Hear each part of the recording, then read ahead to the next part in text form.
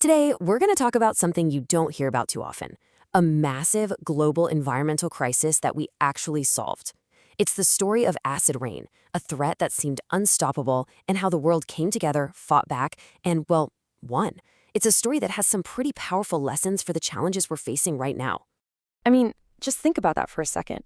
What if the rain falling from the sky could poison lakes, kill entire forests, and literally eat away at statues and buildings that have stood for centuries?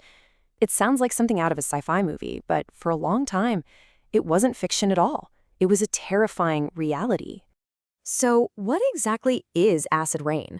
Let's get into it, because it's way more complicated and interesting than just some sour water falling from the sky. Okay, simply put, acid rain is basically any kind of precipitation. We're talking rain, snow, even fog that's become acidic because of air pollution.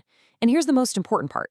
This isn't some natural cycle. Nope, it's a direct result of man-made pollution cooking up in the atmosphere. That, of course, leads to the next big question. If this is all caused by pollution, where was that pollution coming from? Let's play detective and trace it back to the source.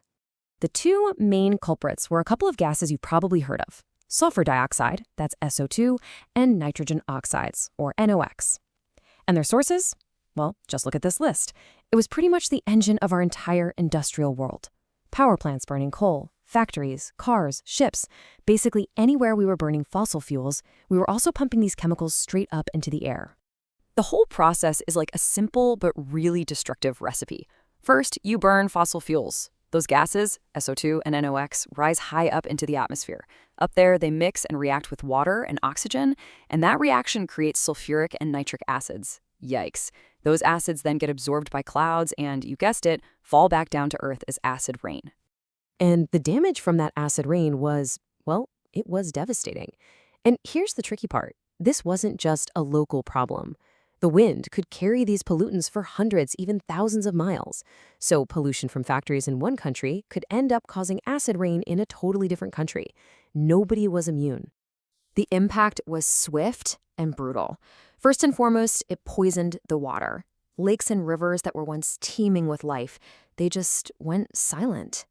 But it didn't stop at the water's edge. On land, the acid rain and the acidified soil basically starved entire forests from the ground up, leaving these ghostly skeletal trees behind. And maybe most visibly, it literally dissolved our history.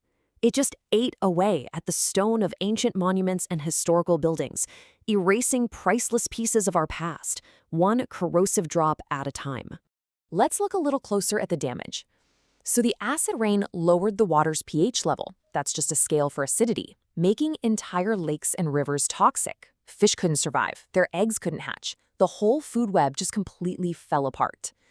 To make things even worse, the acid released toxic aluminum from the surrounding soil into the water.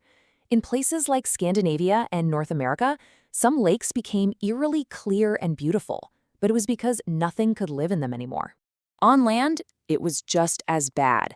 The acid rain damaged tree leaves, which made it really hard for them to get energy from the sun. It also stripped crucial nutrients like calcium right out of the soil, basically starving the trees from the roots. By the 1970s and 80s, you could see huge areas of forest in Europe and North America that were just dying. They were weak and easy targets for disease and cold weather. Okay, so the situation was incredibly grim, but this is the part of the story where things take a turn. This is where it goes from being a tragedy to a story of success. Because faced with this undeniable crisis, scientists, governments, and everyday people decided to do something about it. This timeline really shows you the turning point. After the crisis hit its peak in the 80s, governments started taking serious action. The 1990 Clean Air Act amendments in the United States were a huge deal, specifically going after the pollutants that cause acid rain. Then you had countries working together, like the US and Canada. And the results? They were amazing. By the 2000s, emissions had dropped dramatically. So how do we do it?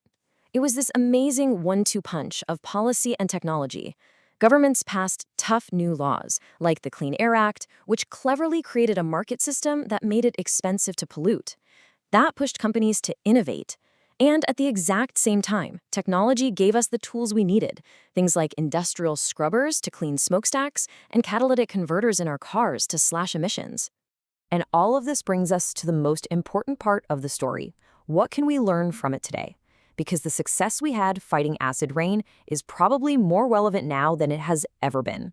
Let's just be really clear about this. The plan worked. It absolutely worked. The rain started to become less acidic. The lakes that everyone had written off as dead started to show signs of life again. The forest began their long, slow recovery.